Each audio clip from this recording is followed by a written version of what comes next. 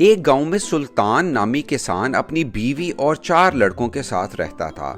سلطان کھیتوں میں محنت مزدوری کرتا تھا اور اپنے کنبے کو کھلایا کرتا تھا، لیکن اس کے 4 لڑکے سست تھے جو اسی طرح گاؤں میں فضول گھومتے پھرتے رہتے تھے۔ ایک دن سلطان نے اپنی اہلیہ سے کہا کہ میں ابھی بھی کھیتوں میں کام کر رہا ہوں، لیکن میرے بعد ان لڑکوں کا کیا ہوگا؟ انہوں نے تو کبھی سخت محنت بھی نہیں کی، یہ تو کبھی کھیت میں بھی نہیں گئے۔ سلطان کی وائف نے کہا کہ آہستہ آہستہ وہ بھی کام کرنا شروع کر دیں گے، آپ پریشان مت ہوں۔ وقت گزرتا گیا، سلطان کے لڑکوں نے کوئی کام نہیں کیا۔ ایک دفعہ سلطان بہت بیمار ہو گیا، وہ طویل عرصے تک بیمار رہا۔ اس نے اپنی وائف سے کہا کہ وہ 4 لڑکوں کو فون کر کے بلائے۔ اس کی بیوی نے 4 لڑکوں کو بلایا اور انہیں لے کر آ گئی۔ سلطان نے کہا اب میں زیادہ دن نہیں جیوں گا۔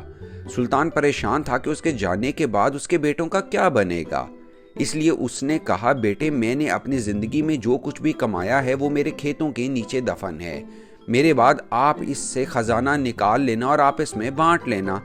یہ سن کر 4 لڑکے خوش ہو گئے۔ کچھ عرصے بعد سلطان کی موت ہو گئی۔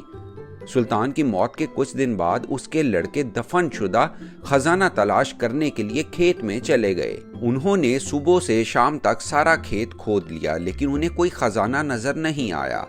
لڑکے گھر آئے اور اپنی والدہ سے کہا ماں باپ نے ہم سے جھوٹ بولا، ہمیں کھیتوں میں کوئی خزانہ نہیں ملا۔ اس کی والدہ نے کہا کہ آپ کے والد نے اپنی زندگی میں یہ مکان اور کھیت کمایا ہے، اور اب تم سب نے کھیت کھود ہی لیا ہے تو اس میں بیج لگا دو۔ اس کے بعد لڑکوں نے بیج بویا اور ماں کی ہدایت کے مطابق پانی دیا۔ کچھ عرصے کے بعد فصل پک کر تیار ہو گئی۔ لڑکوں نے اسے بیچ کر اچھا منافع کمایا، جس کے بعد وہ اپنی والدہ کے پاس پہنچے۔